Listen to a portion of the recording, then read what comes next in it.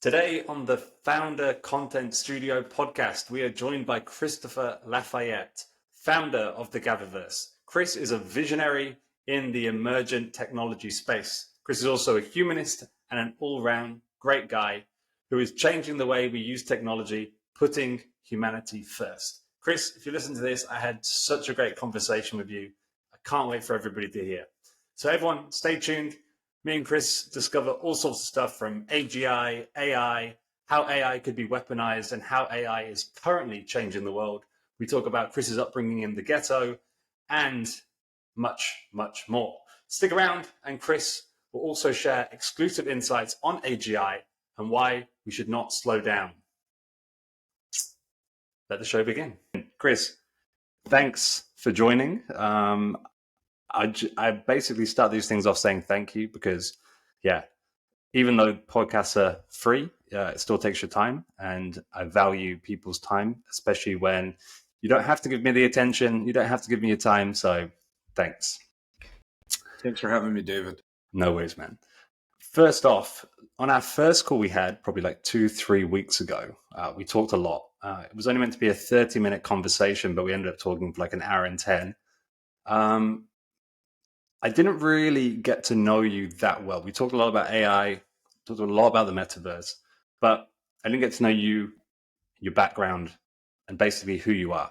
So for the first one, I just want to know a little about yourself, where you grew up, what was life like for you. Take me back to when you were 12 years old. Who was Christopher Lafayette? Sure. Yeah, Christopher Lafayette's a guy that's born on a base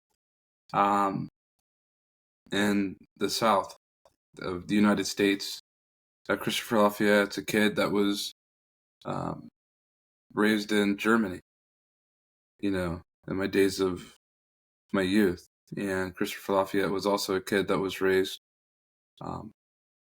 ultimately to move to California, which has been my home for decades, which he moved to a city called Oakland, California. And this was a time in the 90s where creativity and art and expression were at a new height. This is the era, the hip hop golden era, now that it's referred to. And you had, street poets and, graffiti, kings, in their own world. And you had, pop was at a whole nother level, and grunge music was, taking over early 90s. And here I am, this kid about to be a teenager, growing up in that world. And at the same time, you had the arrival of the information age. So, in a lot of ways, as a Zennial, meaning a Gen Xer and Millennial, having one foot in really traditional way of world and then another foot in this digital era, the Oregon Trail generation. And when I was a kid, I would come home and I would go and walk down the hall, and there was a man sitting at a desk with a little light on. And he'd be taking apart and putting together computers. And I would go to this man and say, "Dad, what's the internet?" And my dad would tell me and teach me what the internet is. And I come through that same door, walk down the hall, and the same man was sitting at this desk, putting together, taking apart computers. And I'd go visit him back and forth when he worked at UC Berkeley. And he would teach me what the web was. And I found myself so intimately connected to technology at a very younger age that I was more of an enthusiast and an explorer of this type of technology. I didn't necessarily seek a career in it because I thought it were too complex on the levels of IT and admins and thinking about it certainly as a on the engineering level and on, I would say, the code level, rudimentary. And I had always been a fan, though, of creative expression design. And what does that mean as we move forward in the world of work? What does it mean for an individual brand in this avant rise of social media, subsequent Web 2, and centralization era? And even pre-centralization era, I was always very fascinated with just about any technology I could get my hands on. And I was always studying and reading and looking and just ultra curious about technology. And so in some ways that intrigue comes from, my dad. And in other ways, this idea of exploration, because, there's a lot of people that I've been raised up that were travelers and they were very curious minded people. And I've always found myself curious about things on the technical side. And when the applications renaissance came in, and right around that time, that's when I became an entrepreneur, and we'll maybe touch on some of those things. But as a youth, I grew up in a world where I was surrounded on one side, by, gangsters, and on the other side, by people that were just not from the ghettos and the hoods and the cities, and they come from urban and some rural areas. And I remember growing up with that dichotomy of black and white, and not all communities of colors around were in the streets like that, but that was a life that I once knew. And so coming from that environment, seeing the real realities of the streets, and at the same time seeing the other side of the railroad tracks, if you will, it really helped shape and mold me. Here's a guy that, and that's just kind of where we lived in the ghetto. And at the self same time, one minute I'm in the ghetto and the other minute I'm in, Yosemite National Park. And I'm getting experience as a kid on the different facets and areas of life, and really looking at how harsh and cruel it can be, and at the same time how beautiful nature is. How, there are many beautiful things in this world, if you will, and that clearly have been worth preserving. And I grew up differently from most people, because most people grow up in one type of community, one type of culture, and for me, it was multicultural, hands down. Was that confusing for you at an early age? Do you remember how that made you feel? It made me feel at times angry, because I wanted more and different for myself, but it was confusing on the sense that I didn't know where I was headed. I didn't have a sense of um, what are the next steps. I was just living, if you will, just doing. But it also let me know that the area that I spent the majority of my time, I don't have to live like that. That doesn't have to be my destination, but you're so drawn into this culture, this way of things, that it's drawing, And for me, there's a lot that I got from that experience, but ultimately it wasn't the way for me. And so, um, looking back at it, you know, from where I come from, if I can put it like that, not that I look back, because I don't, but I don't forget where I come from. And so when I think about the type of impact that's had on my career, in a lot of ways, it's substantial. and one of the reasons why I am a humanitarian, if you will, and at this intersection of emerging technologies. Yeah, I can understand how that would be very impactful at an early age. Um, and I can imagine if I was going through that, I would see that as very confusing. Were you brought up by your father or your mother and your father? Yeah. So for me, it was we were it's a military family, Oh, really? and that's why I lived in so many different places, including Europe, and remembering a lot of Europe, Germany in particular. Um, and we lived out there for some time, and I think that's one of the reasons why I do have such a familiarity with Europe to this day.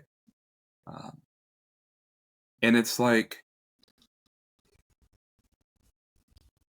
I was raised by both parents, and very happy that I was. Um, Very loving and very caring, and they had their issues and things that they had to contend with in life. But ultimately, things came together, and but they did the best that they could with what they could and what they had. And we found ourselves in difficult times from time to time. We sure did, but I think most families can, um, in today's modern age, do. And but it was at a time in the '90s where violence was at such a high. And I remember going to school and there were dead bodies in the front of the school. And I can remember there being fights almost every day. When you come from this environment, it wasn't about what's my career look like. Sure, there were those that had the type of upbringing that can help mold them, but I didn't have necessarily that to start really thinking on the home front, what's my next move? Although, my parents had a lot of discipline. My dad was, a military guy and he's going from job to job until ultimately he landed intact versus my mom. She was a nurse, so were a lot of my grandmothers were nurses. And so there was a caring side that was part of me that I inherited the natural, the natural, um, uh, I think that was just so instinctively instilled with me, to care for others with great empathy. Yeah. But seeing the type of degradation, and what drugs have done to the inner city communities that I was raised up in, and knowing a lot of people that I grew up with, at a young age were just killed and no longer around. That does something to you psychologically. It does something to you to mold, but it also, in some ways, makes you stronger. But for me, it was, it's been spiritual all the way up the hill. And I feel like when I look at where we're at today, things have gotten much worse in this world, for sure. And it's spilled over into communities that were so-called good communities, and we see a lot of things happening when it comes to drugs. We see a lot of things when it happens to violence and robberies and murder. It's and it's a very heavy thing to see. We see what happens with poverty, which is such a big deal, inflation, which is such a big deal. Um, a sense of uh, what a lot of people take to the streets for with injustice. I grew up in these environments, and the Bay Area is a very liberal bastion of the United States and of the world. Yes, Berkeley and San Francisco. It doesn't pretty much get more liberal than that. Especially a kid that grew up in a conservative environment in Texas, where it was categorically different. But I experienced the benefits of living in a conservative environment, but I also experienced living in a liberal environment. And I've seen the value of both sides, which I believe that both do have valid points on both sides. I truly do. Not to lean in too far with politics, but that also helped mold me in my political viewpoints. Um, and but for me, I've always favored as an adult growing up and getting more familiar with the landscape, if you will, with California, for many reasons. I think there is no state without fault. There is no state without crime. There is no state um, that is the perfect state in the United States. But hands down, California for me has been um, a state in which I have really been able to gain an education coming from where I come from, escaping traditional path for how we get education. And there's things that I've been able to benefit from by education and osmosis, if you will, of the land in Silicon Valley that you can't go to school and learn from. And so I found myself in an area where it was a tale of two cities. You had Oakland, California on one side and Richmond, and then on the other side, you had Palo Alto, and then you have uh, San Jose, and Very different. that's split. Two different worlds of Cupertino and Oakland. But what you realize is that at some point you are in an area, and that's why we call it the Bay Area. It's not Bay Area is not a city; it's an area. 9 Bay Area counties. We have so many different cities, so many different cultures, transmetropolitan.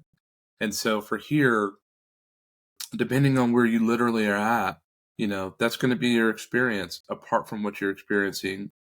Even with some even different major metropolitan cities, there is no place like the Bay Area on the face of this planet.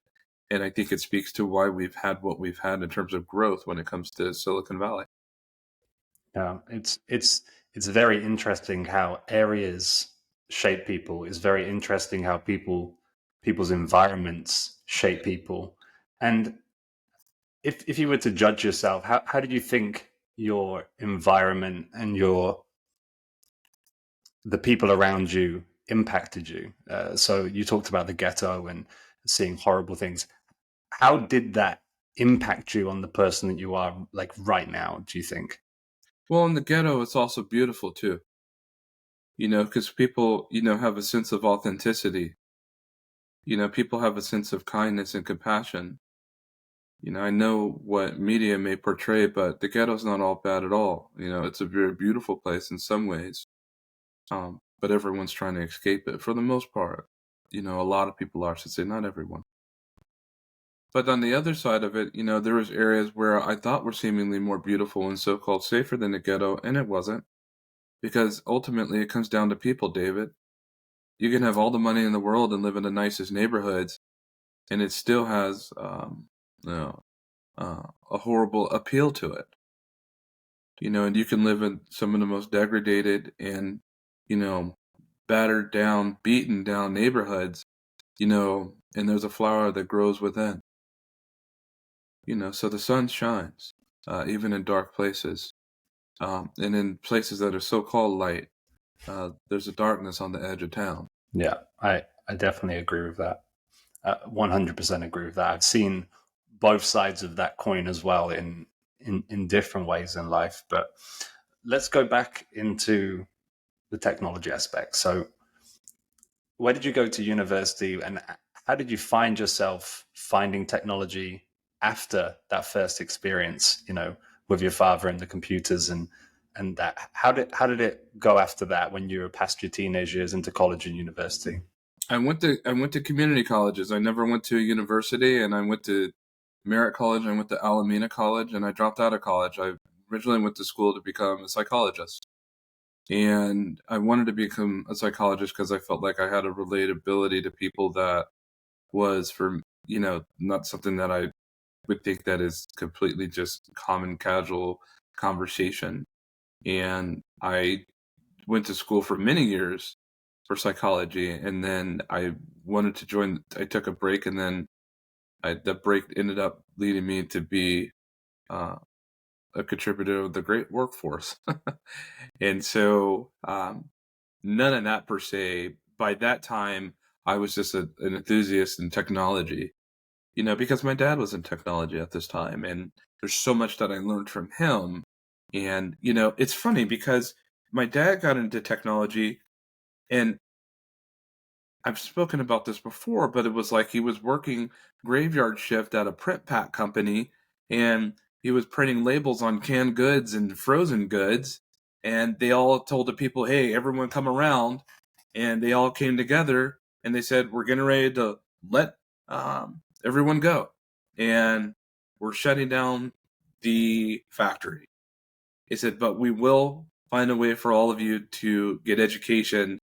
And many of my dad's peers, let's say they went on to become truckers. Some went on to become plumbers. Some went on to become, handymen and women. And in all honorable positions and career paths, some imagine firefighters or law enforcement, first responders. Yeah, my dad wanted to become a technologist. And that's how it really changed not only his career, his life, but it changed mine and my brothers and our whole family, my mom's. And so that is my path. That was my pathway into technology. It segued when I got older, if you will, in my career, and I became increasingly curious about this reemergence of Apple. Apple had a way of advertising and saying to us that if you own our machines, you can build anything. And a lot of us bit the apple. We bit that apple. People don't understand why there's a bite in the apple, but that's one of the reasons we bit the apple. And that's when I became an entrepreneur subsequent to 2007. And I've never looked back. And I've learned so much from 2007 to now 2023 that for me, my career path as a technologist wasn't in a laboratory. My beginning understanding of technology was with people and humans. And that we as technologists believe that the thing that we understand, whether it's product side or even on the sciences, that's it. But the reason that I became an emergent technologist is because I realized that there are so many different technologies ecologically that abide within the ecohabitat, and these technologies are relatable one to another.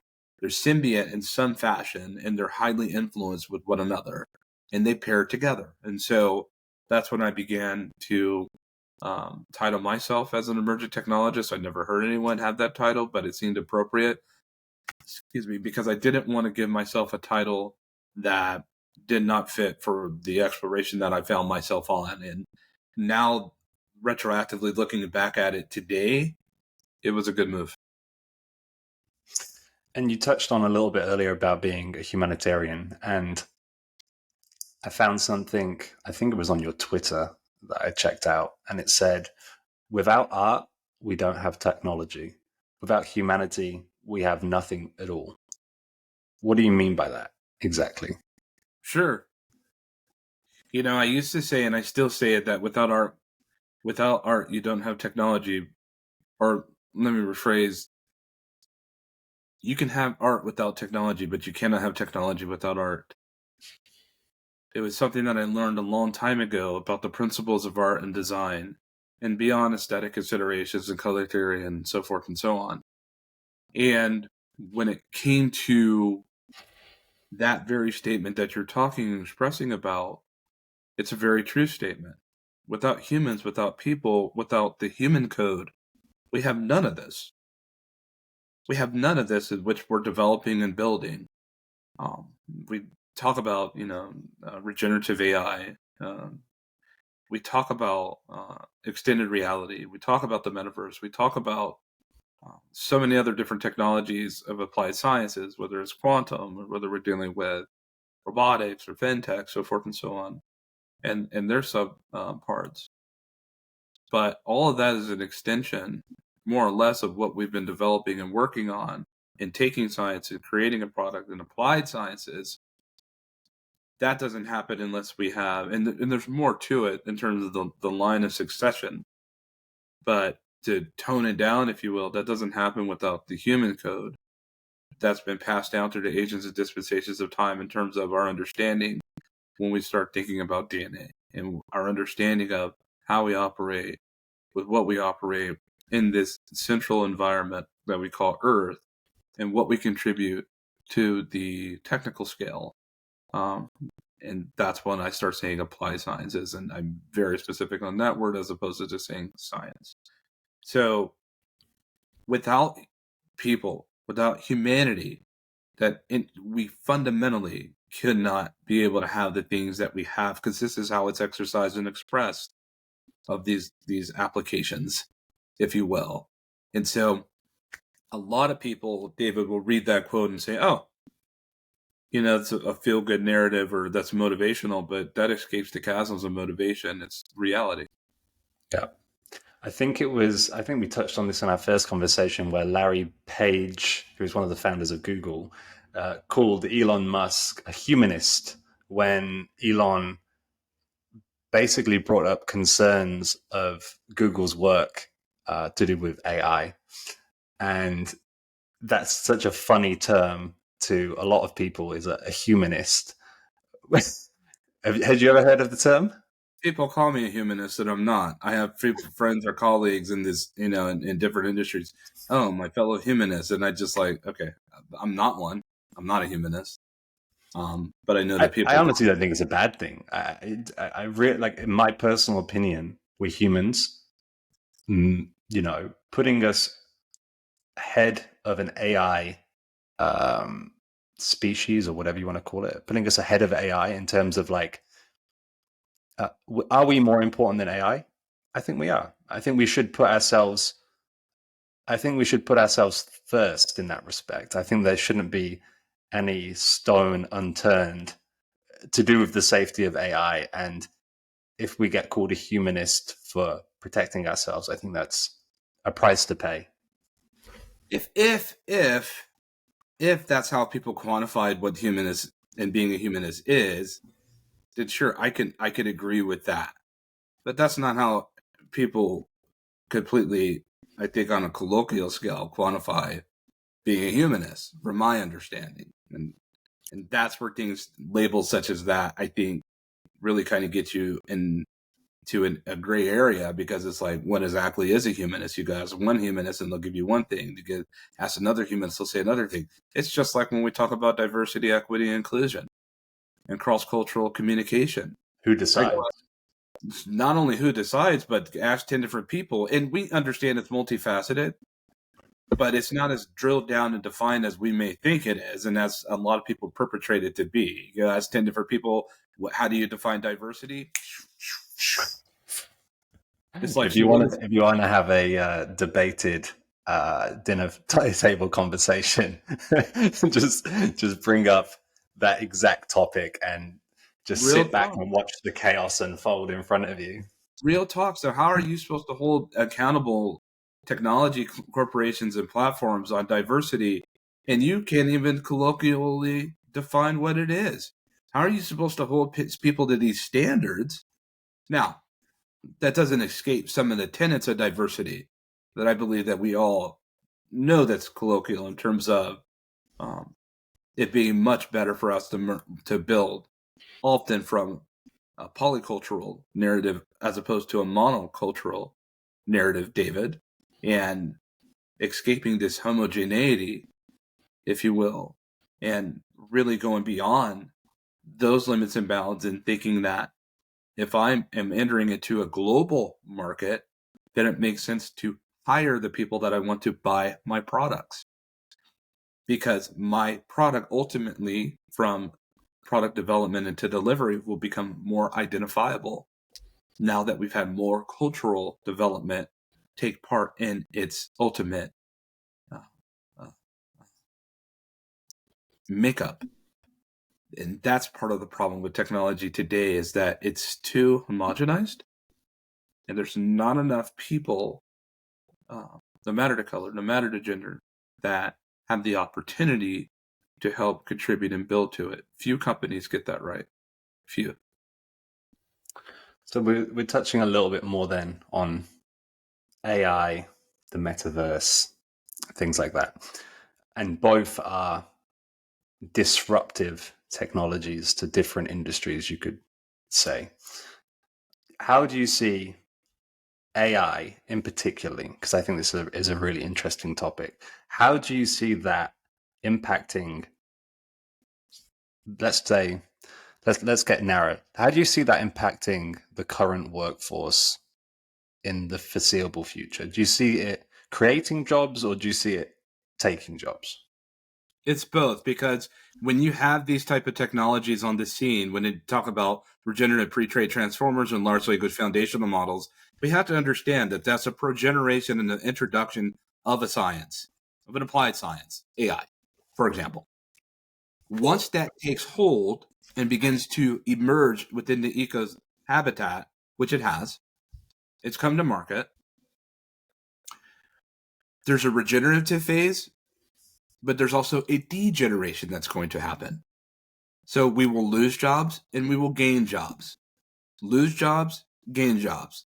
When the print press came out, people were losing jobs, but people were gaining jobs. It's a disruption. It supersedes something better than what it was. However, this new narrative that we find ourselves in, we've never seen anything as disruptive as this contemporary to our time, apart from the pandemic itself, which has been the greatest disruption of technology because it's catapulted us into this age of we become more virtual in the past 41 months than we have the past 40 years, if you will. And so when we start talking about AI and regenerative or to be able to adopt, there must be a degeneration happening at the same time. Remember, technology comes in and there's not enough room on the market side for everyone. And so that technology at disruption pushes all that other technology away and says, okay, bye-bye. You're out of here. While this emerging, not new, but this emerging technology is coming to scene and it is being regenerated conceptually. Because when it's widely adopted, we know how to use it and we know how to apply it. Right? It's not so new to where we don't even understand it to that degree. On a modicum level, we understand how we can use it and we grow to understand how we adopt it. But here's the thing in terms of disruption today. We're only at 18 and 19% adoption global when it comes to GPT, Bard, and all these other different, you go Claude 2. We're only at about 18, 19% adoption in the world. So on a global adoption scale and its impact for public-private sector, we don't know yet. We have no idea to what extent it's getting ready to happen within the next 6 to 8, 9 months, let alone the next 2 months when it comes to these emerging technologies, because the adoption rate isn't as high as we thought. It has slowed down, actually. But that slowdown is considered hot. See, we were, when let's say ChatGPT hit the scene in November, we weren't used to seeing those adoption numbers. And so, but that has slowed down. Now it's come at a more even pace, but technology as a whole and really in a lot of ways, the technical ecosystem of work, the cadence has accelerated, the tempo has accelerated. But the adoption has slowed down some. But that slowdown, because it was so fast, that slowdown is still alarmingly fast. So we're only at 18 and 19% adoption globally. What happens when we get to 25%? What happens when we get to 30, 40, and 50% adoption? What does that look like in this world and that level of disrupt? So a lot of people, including myself, said, we're going to rate, if it stays at this rate, which I admit I should have said, if it stays at this rate of adoption, which has slowed down, you can expect to see this type of disruption. My figures were off because it slowed down. We have to take in consideration seasonal development or seasonal. The seasons will disrupt because people want to take summer holiday and break and this and that. So we've seen this slowdown. There's graduations. There's still things of life that happen. But we're back in September and things are going back faster again. So let's see what happens in the next 90 days. Let's see what happens Q1 2024, where adoption will get higher. But ultimately, there is a degeneration that's happening now, along with the regeneration and new contribution of career. There's a lot of talk about open source, closed source. What's the best? Should it be regulated by the government? Who regulates it? What parameters do they put around all different parts of AI?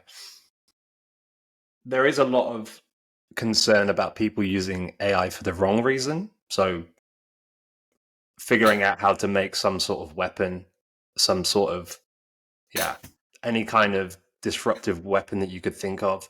And people's rebuttal to that is that information is already on the internet. So, if you search hard enough, you can find it. But some other people would say, but ChatGPT will tell you exactly how to make it for example, or not even ChatGPT, any other large language model, does it then depend on what people use AI for, on how disruptive it's going to be? Yeah, it does. But how do we quantify disruption? Sometimes we speak as if disruption is a bad thing. I come from Silicon Valley in terms of the world of work, and we tend to think disruption is a good thing. It could be a painful process, but ultimately the hope is that it residually leaves people in a better situation than has not, than a worse situation, I should say. In a lot of ways, it has not. With what we're seeing with AI, because there's no kind of universal basic income system that's been put in place on the public and private sector responsibility.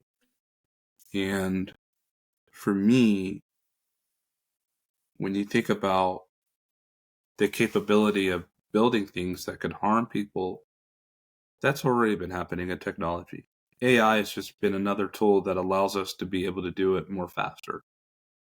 And people are using that, unfortunately, not only to threaten in terms of weaponize, in the sense of nuclear weapons. We already have nuclear weapons. But to be able to build devices in your home, people are already doing that. But it's the things that we commonly don't talk about, like who may have the capability to deter a nuclear weapon, and what does that mean if you're a superpower that has a nuclear arsenal and you have the power to be able to deter someone else's nuclear weapon from even destroying you? That makes you the strongest country on earth. And sorry, just to touch on that, I think another thing people, or sorry, maybe not even people, something I think of is ChatGPT and these other large language models just the tip of the iceberg of what we're actually being shown?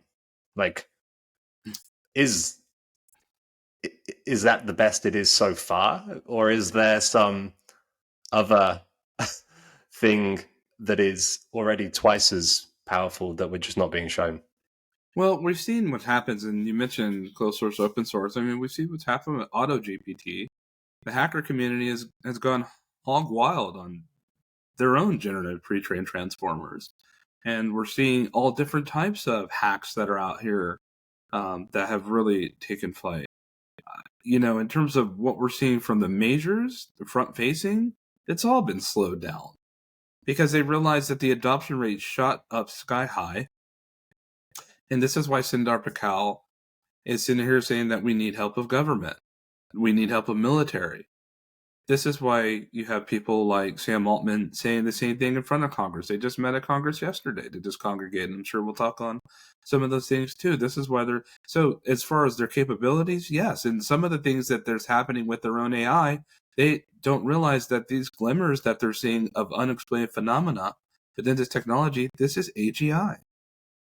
There's a great debate happening in Silicon and around the world, and perhaps, even in places that are local akin to you, David. And people are saying, has AGI arrived? And absolutely has. Has it arrived in full? No. Is it available out there in this world right now? We don't know. Do I personally believe that someone has developed AGI? Yes. Do I believe that OpenAI has AGI capability where we release it today as a GPT 6 or 7? That they could release that right now if they wanted to? Yes. But I think Ilya Sutskever is intimidated by this power of AGI. I do believe that. Ilya Sutskever, I believe, is the one that also architect within OpenAI is the one, because he studied under Professor Jeffrey Hinton, who's one of the most brilliant minds in the world when it comes to AI. He stops Google, and people think, oh, it's just a PR campaign. No, it's not. There's real existential crisis for those that are saying it's a PR campaign. I think you ought to take this man for his word when it comes to technology. Who are we to be able to quantify what it is that he's saying and that he's expressing, instead of just labeling him as an alarmist? Won't we take it more serious that he's waving a flag of alarm for a good reason, as we should, instead of entering the political rhetoric as we continue to do? And I've known some people that would enter things and say things like, oh, it's just, PR campaign, and boil it down to that. And I'm like, you have no idea what you're talking about right now. Yeah. But it starts to let me know the real technologists from those that say they're technologists as well. Yeah, for those people that don't know or haven't heard the news, that there were some of the biggest names in technology meeting with Congress and senators. I think Bill Gates, Zuck, Elon. You mentioned Sam Altman. Some other Sim people. Dark, well, Yeah, see, some other people that I'm not fully aware of who they were. But the article grabbed my attention, and it was a hell of a hook. Whoever copywrote that deserves a 5-star, because the line was something along the lines of Elon Musk warns about AI destroying the world, or something like that. You know what I mean? It was just one of those hook bait titles, or whatever they call it. Are you worried about AI destroying the world? no, I'm not. It I don't sounds have like a work. kind of, to somebody that doesn't know about AI, that will sound like such a dumb question, or such a weird question to ask them. If you only know about ChatGPT, you're probably thinking, Dave, what the what the hell are you talking about? Could you maybe explain why people like Elon Musk have that worry, and then also explain why you don't have that worry? I believe there is, from people like Elon Musk, I do believe there's a bit of saber rattling. I do believe there's a bit of vying for authority. And in so doing, waving the proverbial flag of alarm from those that are not drill down experts. Um, I do question their intent, As but we should. let's just say, for the sake of Elon, I will say this on the subject of AI and what Elon Musk is saying and expressing. Beyond his business interest, if you will, he has had more experience with AI than most people that walk the face of this earth. And I do believe it is a concern. I agree with him. I agree with him. I don't agree with pausing, though. And that is something where I did not agree with what he advocated for in spring. I thought it was a dumb idea, to Which be one, frank. sorry? To pause and slow down AI, where 1,000 different technologists and influencers and people signed this letter saying that we need to essentially slow this down. I don't agree with that. I just don't agree with it. In fact, I'm more of an advocate for speeding it up. Why I is that? believe because we need to go faster and understand where we're headed. I think when you try, history shows when you try to attempt to slow down disruption, you're the one that's disrupted. When you refuse to adopt these emerging technologies, you're the one that's disrupted and you lose your business because you're so hard and drilled down on the old way of working and you do not keep up with the wave. Is And sorry to interrupt. I was going to say, isn't the big fear that if we go too fast, that we might lose control? that is a big fear. That is a big fear. And I've said it for years now. What happens when the technology has become more advanced than a technologist? That's already come to pass. I have said that, documented, we got receipts. What happens when the technology becomes more advanced than the technologist? But this is the thing about technology and applied sciences. You have it, take advantage of it, use it now, because there are going to be those that are bad actors that are going to use it. And when they have it, they will have the advantage on how to leverage that against those that have not had a time to practice and use it, especially in the consumer index. They haven't had time to be able to adopt. They don't know what that means widespread. And we have to realize that we're on the global market and not everyone's intentions and agenda is the same. And not all regulations are held to the same standard of everyone that operates and using technology in the world. And that is a problem. If you have it, use it. That's where I believe. I believe that we're not going fast enough. I believe that when I use statements in saying what happens when the technology becomes more advanced than the technologist, what we have to consider is if the technology becomes more advanced than the technologist, we need to get the technologist to become more advanced than the technology itself. We need to catch up with tech itself or it will run away. It will start governing and making decisions that we didn't want it to do. it will continue to add on to the narrative of the ecosystem of information, which is a threat, and we're dealing with disinformation and misinformation. That's a really big deal. We tend to think that disinformation and misinformation will come from humankind. That also can come from AGI. Yeah, and just to touch on that, well, first of all, Elon said in the comment that even if it's 1%, that's still worth being cautious about. But going back onto what you just said is when AI is We or should AGI, be cautious. We should be cautious, but strategically, as a technologist, for me, being cautious and timid could get us hurt also. We need to get through the forest. We don't need to creep around and succumb to our fear of what's in the forest. By slowing down and not moving ahead and pressing forward, rather judiciously, we leaves ourselves so susceptible to predators, unaware. yeah, I like that because you touched on AGI and that being weaponized. The elections are a touchy subject in America, I know. So maybe we won't use that as an example, but Bring it up. Let's go. let's just say AGI is being used. And could it be weaponized to, let's just say, change elections or move voters into a certain direction? Could it be? It is. It is being weaponized. By And both sides? By both sides? I'm glad you asked that. David, we tend to think about a hacker with a hoodie on being the threat of using AI. What does Google and Microsoft have in their camps? And how are they using that for global influence Yeah, with I these don't. breakthroughs?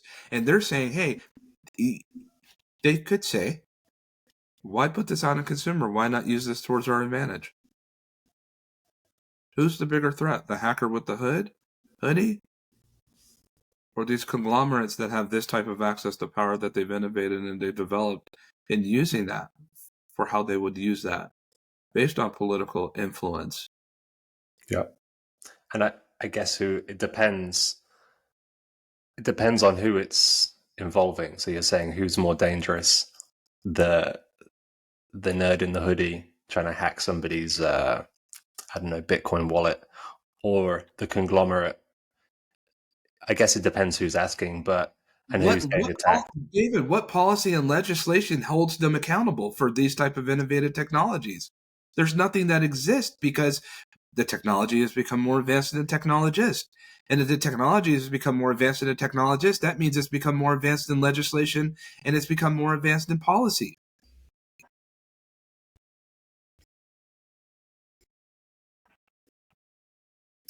That's but then we're in that crossroads where, well, we're already past it. It's if you're saying that it's already happening, it is happening. In my opinion, then we've failed and it's already too late. If it's already being weaponized, even because let's be honest, when people weaponize technology like this, it's never for the greater good of humankind. It's normally for money, power, and influence, right? But here's the flip side to it. I'm glad you brought that up. I'm not saying that Microsoft and Google are using it for their interests solely. I believe they are, and I know they are, including OpenAI, especially Sam Altman. Hands down. Hands down. Him coming out with the global crypto coin, he knows with coming out with global coin that we're going to need some type of alternative solution when it comes to making sure that people have some type of capital intake, whether it's UBI or beyond. And he understands that. They've had a lot of time to think this out. Let's not play this game. See, this is the thing about being in a land of technologists. We also see. But here's the deal.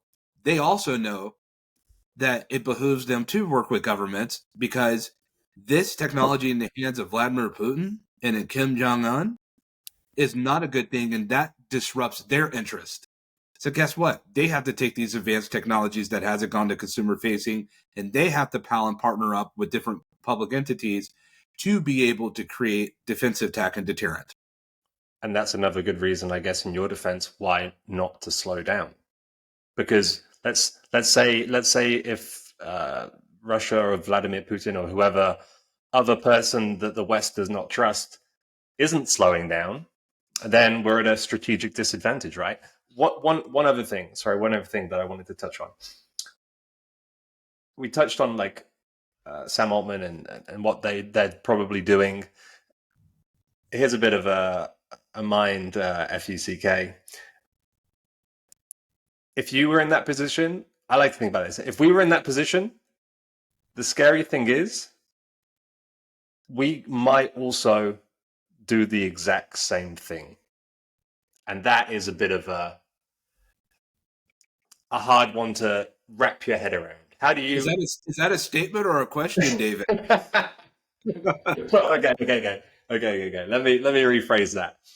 I am very much aware and self-aware enough that if I had that power and I had that capability, I'm very self-aware to understand that I also might not do it for the greater good, let's say, and it might lead to a capitalist mentality for greed and whatever else comes with that. Then my question would be, have you thought about what you would do if you had that power? This is a really good question, David. I'm fortunate and I'm grateful to have the pleasure of doing a lot of interviews with a lot of people, and occasionally in some of these interviews, it speaks to one of the reasons why I'm on this show with you today. I really enjoy the way that you think and your approach to this subject. But if it were me in that situation, I'd open source it. I would let it out, because ultimately, if I have that type of capital and that burn rate, I can have a good sense on what's prevailing in market, what's working, what's not deterrent, and I'll have a better understanding how collectively people are using it. And that was part of the original intent with Sam Altman. OpenAI, they're limited and they're held back to their own device. At the end of the day, all they've really have done is they've created this technology, but they're limited in its use case. So he had to put this out there. All OpenAI really is they make pots and pans. OpenAI makes pots and pans for us, the chefs in the world, and they're just curious to see what dishes you and I will make with the pots and pans that they've delivered and distributed. And we as the chefs that are developing these use cases or these recipes will turn around and say, this is what we made based on the adoption of this, because they can see. It's a very transparent platform. They let you know that they're looking at what you're putting out there. And they're seeing things daily that they've never seen before with this own technology. So for me, I would open it up at a much faster pace, because I have enough financial bandwidth to be able to stay on top of that and to be able to help regulate and to be able to help manage. So long as colloquially accepted that the deal is that we're going to be transparent, because hackers are now taking this technology and you don't have access to what they're building in their labs. And they could put something that's so advanced, and all they have to do is partner with a country that has the capital and the wherewithal to scale with multinational ramifications and impact. And so we tend to look at Microsoft and Google as just these companies and startups. Listen, when you get past that $1 trillion threshold, like NVIDIA just did, and rising at an accelerated fashion, unlike anything we've ever seen before in this world, in the era of the technology age, if you will, when you see that type of adoption, we have to start looking at these companies and platforms as companies. These are small countries. Well, they have a higher GDP than a lot of countries, right? They have more assets at their disposal. They have more capital at their disposal than a lot of countries. 160,000 plus people at Microsoft and counting last time I checked. These are small countries. Crazy. These are economic engines. Crazy. We touched on data a little bit and We touched on data and That would be a good name of a book. Countries within countries.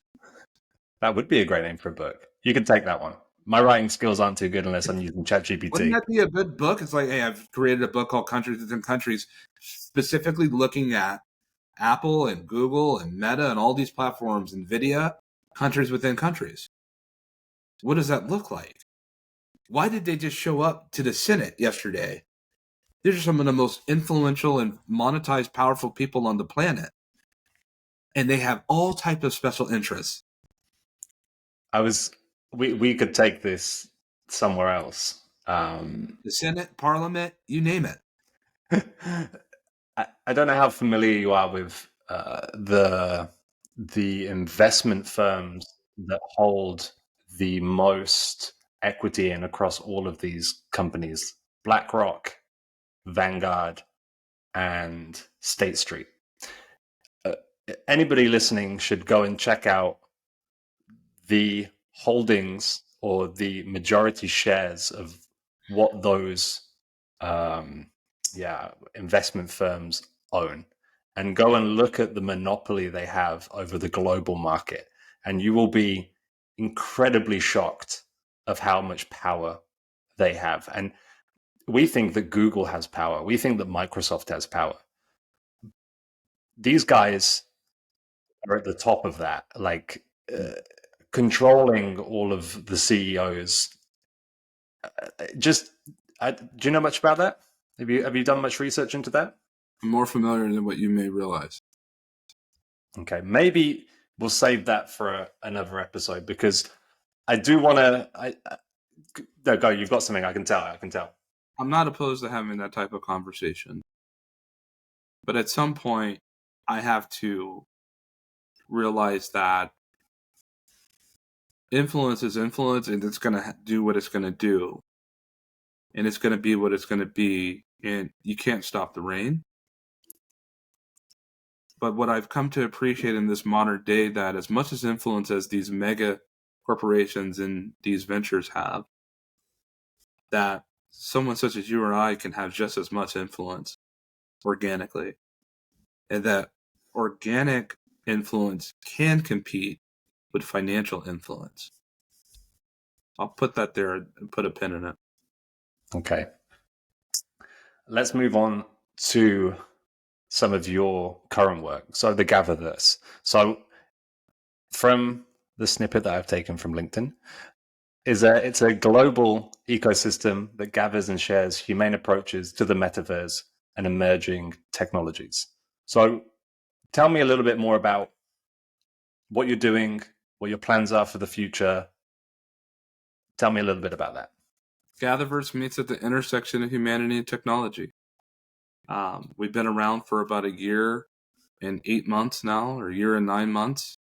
And well, actually, we're coming up on 2 years in November officially.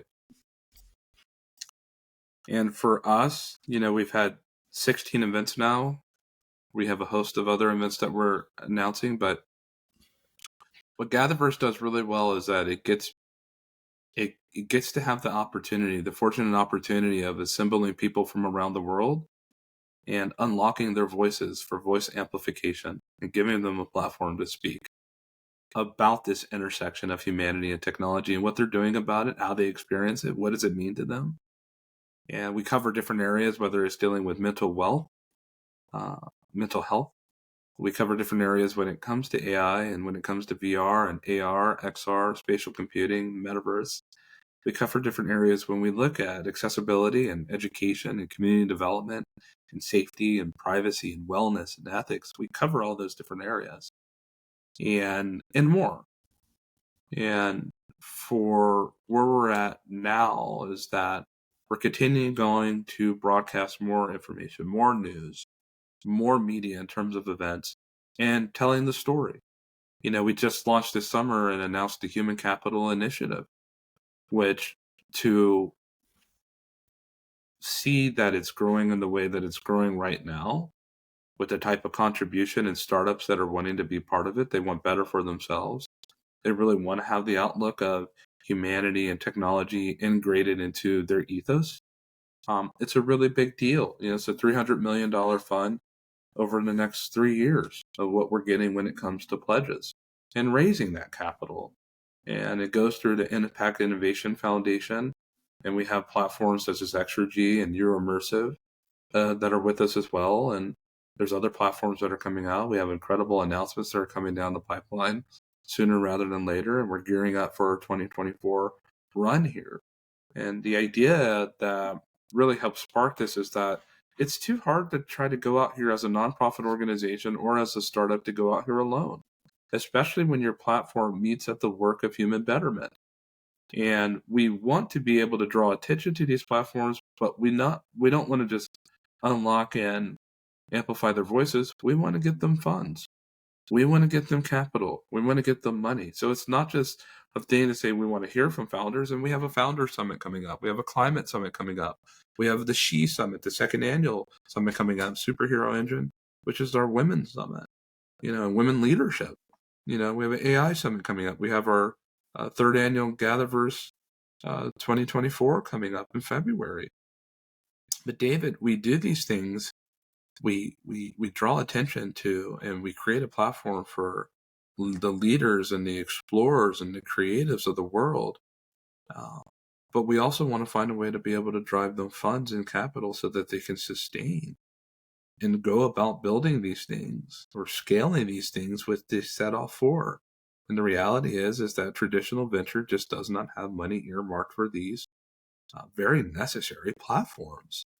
And so in a lot of ways, we cross the chasms of it's too late in a lot of ways. And then we go back and saying that we need to find platforms and startups that are engaged in this work. And the reality is that they've been here all this time. It's just your dollars with public and private sector.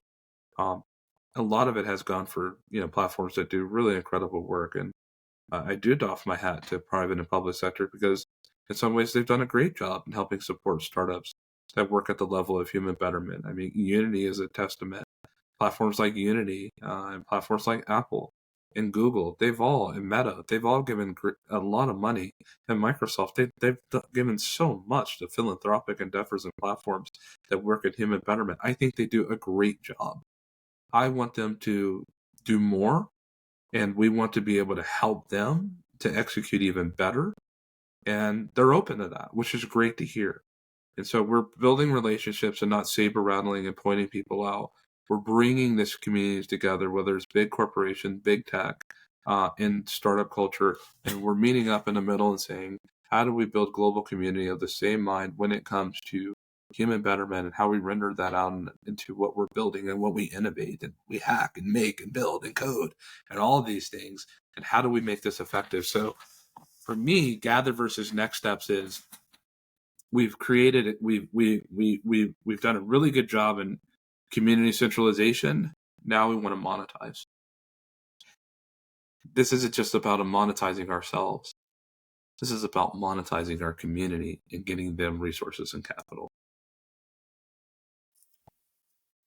What are the next steps for monetization then? So talk me through what the next 6 months to a year look like, goals that you're setting, things that you want to achieve by this time next year. To continue to hold true to the fund amount that we set for ourselves is raising $300 million.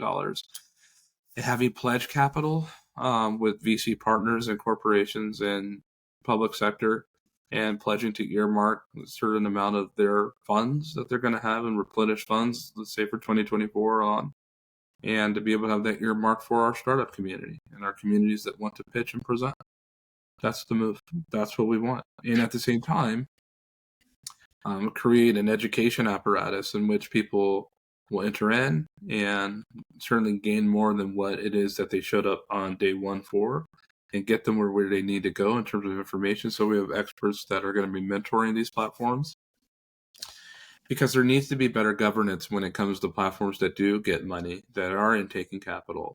That's part of the big problem, is that they get all this capital, but they do not fulfill what it is that said they're going to do in the first place. Part of it is because they don't know how to do it responsibly. Two, the other part of it is that they do it irresponsibly. And so it needs its checks and balances with this type of money being distributed to the startup community. And a lot of that is largely going to be done by education and postmodern apprenticeship. And who are some of the people that are involved with you along the way of this? So you mentioned to me in the first call, two names now that I can't remember who you're partnering with. Who are some of the people involved with the fund? Well, right now we have some of our leading contributors, which is Euro-immersive and Exergy, both based in Europe. And then we have the Impact Innovation Foundation, which is a North American um, nonprofit organization that it's led by Diane Tucker, who Diane. who is a very dear friend of mine, and I really admire Diane's work ethos and her leadership, and I back it 100%. You know, a lot of people may not know Diane like they may know me in the world of tech and other industries, but they should get to know her.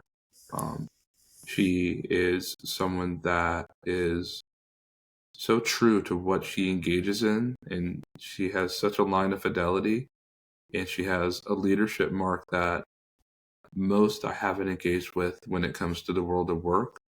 And she has a high integrity threshold. To me, that is the makings of a great leadership opportunity for other people to learn and to go forward on. And so it's no wonder that she's been able to help champion and commandeer what she's been able to do with the Impact Innovation Foundation. I'm very proud of her. I'm happy to work alongside her. She's definitely somebody that I back and support in business. Nice. I actually connected with Diane. Sorry. I connected with Diane straight after our conversation because you spoke so highly of her last time.